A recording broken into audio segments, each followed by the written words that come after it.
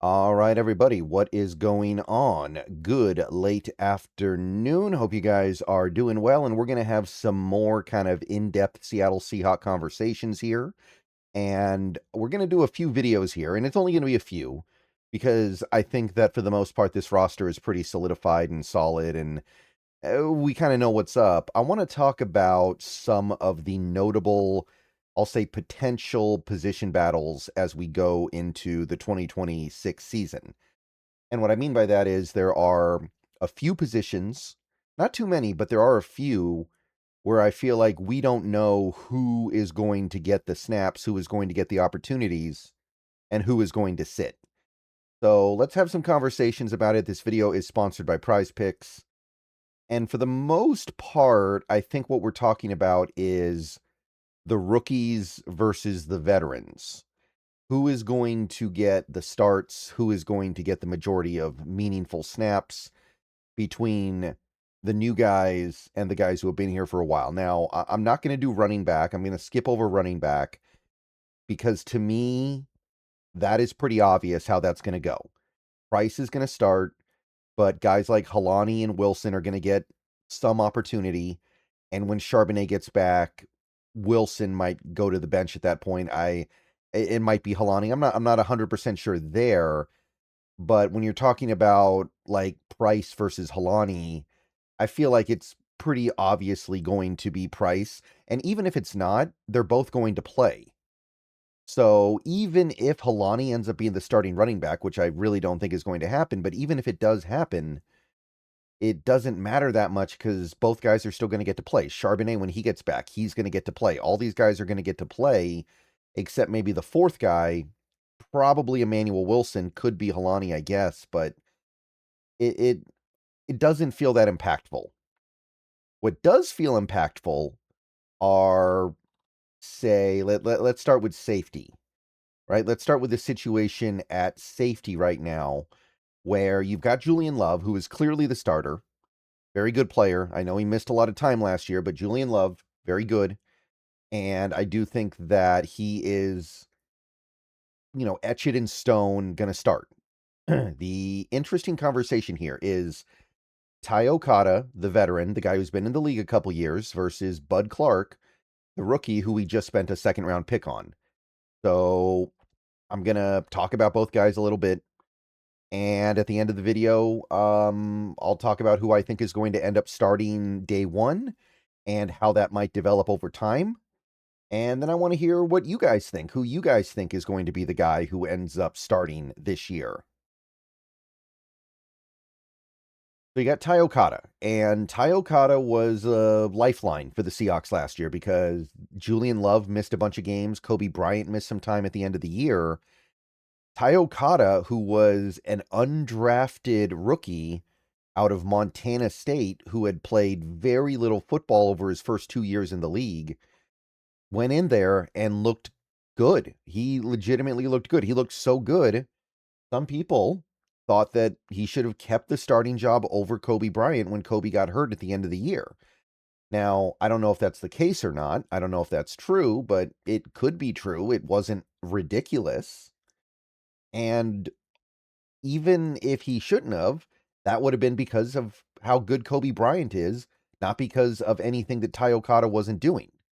You can look at the numbers here, 65 tackles, a sack and a half, so he's productive as a blitzer, and he was also making plays in the pass game. If you like sports, then the best way to make them even better and more exciting is using the Prize Picks app, where it always feels good to be right. Prize Picks makes daily fantasy simple. Just pick more or less on your favorite players and build lineups with a few taps. Whatever sport you're into, and obviously we are now firmly into the NFL offseason, so we're all about baseball. We got some basketball, we got some hockey, whatever it is you like.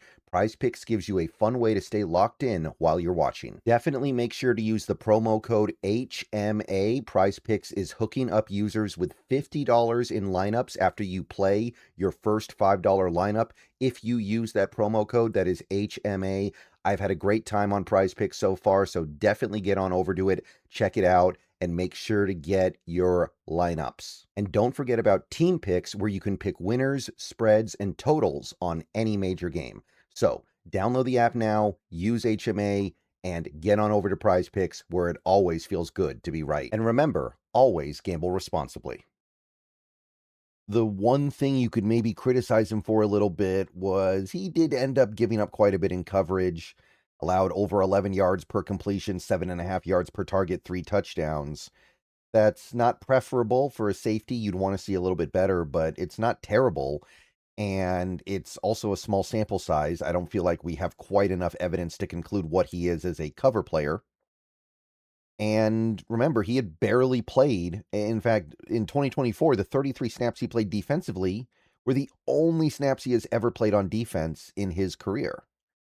So he might get better. I don't know if he has a much higher ceiling than what we've seen, but it can't be ruled out. I know he's 27 already, but I mean, last year, 26. Usually you do expect to get a little bit better when you get to that 27 years of age. So Okada could maybe improve a little bit just because of experience, and then you've really got something. And then the thing that really stands out is if you go to Pro Football Focus, and I understand it's Pro Football Focus, people have their doubts of whether or not they are truly reliable. They graded him well in every category they grade safeties by. They gave him a good grade overall, but the coverage grade, the pass rush grade, and the run defense grade are all well above average.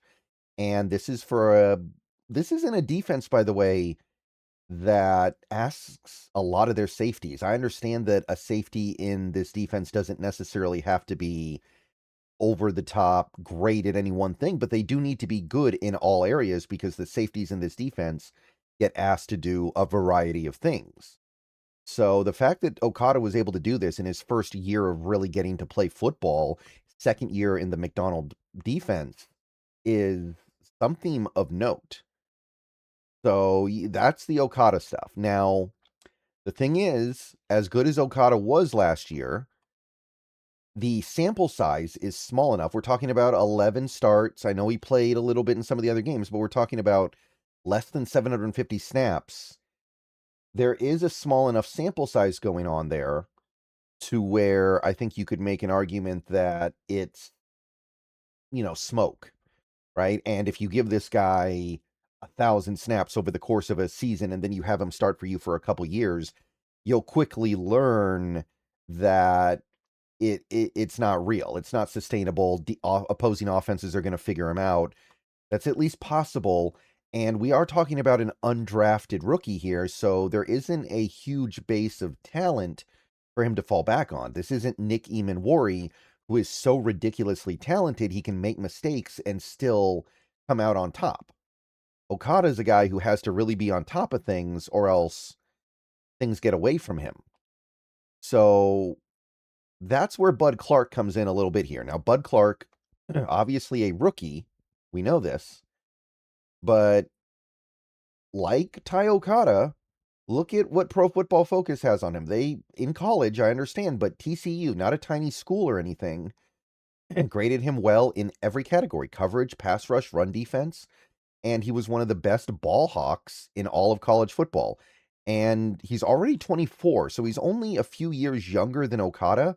So even though there's an experience difference, Clark kind of makes up for that by being so experienced in college. If you look at this, look at 61 games played, 15 interceptions, 214 tackles. This is one of the most prolific safeties in terms of opportunity and snaps played over the last 6 years. Look at all these games. So the experience argument holds, but it doesn't hold as strong as it normally would in a situation like this, because we are talking about an exceedingly experienced collegiate player over these last 6 years. Like we're 47 starts over the last 2 seasons combined. That's incredible. That's something you almost never find. And every year he's doing a great job taking the ball away over and over and over again. So when you start talking about Bud Clark, you don't have the same things, the more boilerplate statements that you typically make about a veteran versus a rookie. It still applies, but ultimately I think that you are still talking I think you're talking about like a situation where that difference, the gap, is going to be made up fast. So here's what I would say about this, because Bud Clark, the other thing is, like I said about Okada not having a big well of talent to fall back on, Bud Clark is a second round pick and was roughly evaluated around that area of the draft. There is just more talent there. I know that's not the end all be all, but if you're talking about the ability, the athletic skill, Bud Clark is going to win out. I know he has some deficiencies, like he's a little bit of a smaller guy, but Okada's not that much bigger. And at the end of the day, what Bud Clark brings as a ball hawk is more notable than anything Okada has for you. At least eventually, maybe not at this exact moment. So this one's tough. I feel like Okada is going to be the starter day one. I feel like when we get to that New England Patriots game week 1 in September, Okada will be starting.